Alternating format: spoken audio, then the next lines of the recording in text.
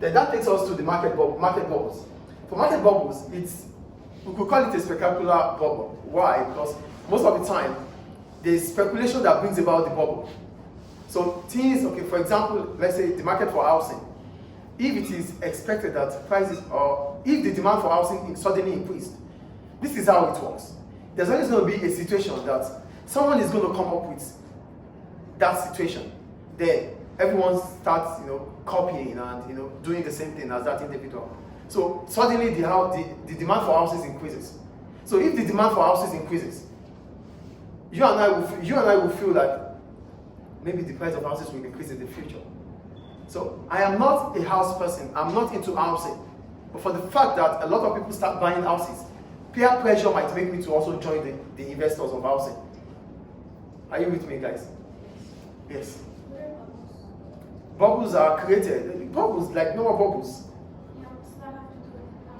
Yes, it has to do that. I'm explaining right now. So just calm down, you get it. So the point is this. Bubble is created based on the fact that suddenly the demand of some things increases. Now be here, please. Bubbles are created based on the fact that suddenly the demand for certain goods in the market start increasing. So it increases, you understood that it has increased. Based on your knowledge of economics or your knowledge of business, you want to join and buy what they used to buy. They are buying.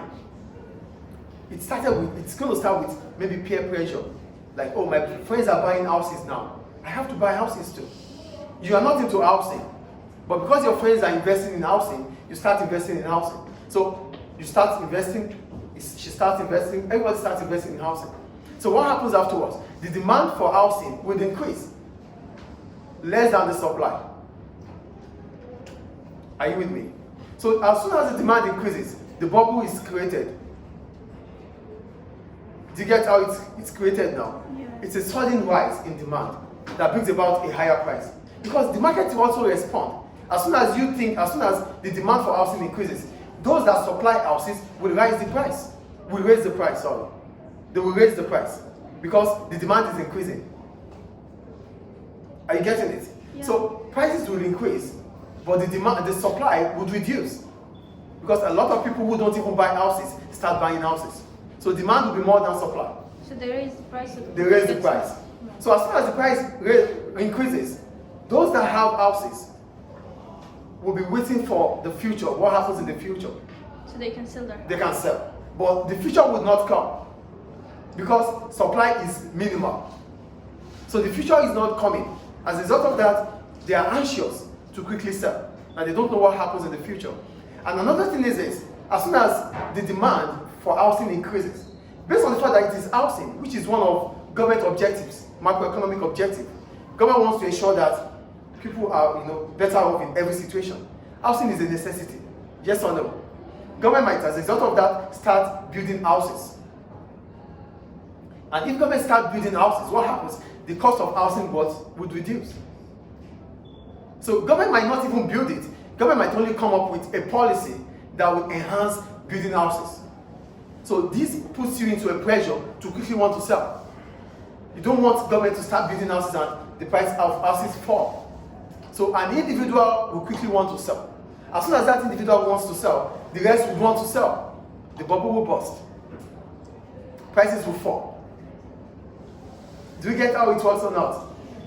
Stop that, instead of you to focus here. The bubble is created based on the fact that there's an increasing demand for certain products in the market.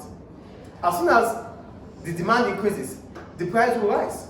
Price rises will bring about incentive to buy more, to sell more, and to buy more, because you want to sell in the future. But the point is, what do you want to sell? Those things you want to buy now are limited in supply. Because the factors of production are always limited in supply anyway. Now, there are few people in the market, but for the fact that prices are increasing, a lot of people are joining the market.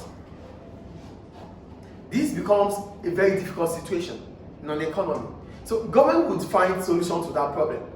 So government finding solution means government will come up with policies to enhance the situation, to make sure that the situation comes down. The first thing government will do is come up with a policy. As soon as the policy comes up, those that have a lot of houses with them, that have bought a lot of houses to sell in the future, will be scared that as soon as government start building houses, the price of houses will drop. They've purchased a lot of houses with the hope of selling at a higher price in the future. But now in the future, that is not coming. Government has started building houses. Or government has come up with a policy that houses will be built. Because there's going to be pressure in the economy. So as soon as this occurs to those investors, they will be quicker to sell. To sell quickly means you're going to sell at a very reduced price. And for each more that you want to sell, the price starts dropping. So everybody wants to sell at the same time. The bubble will burst. Do you get how it works now? So there's a bubble that has been created based on increasing demand.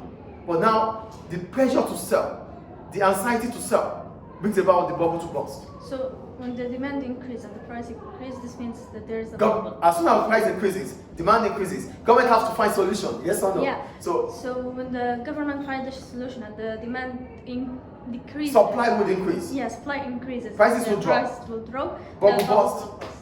Okay. Do we get market bubbles now? Yes. Any question about market bubbles?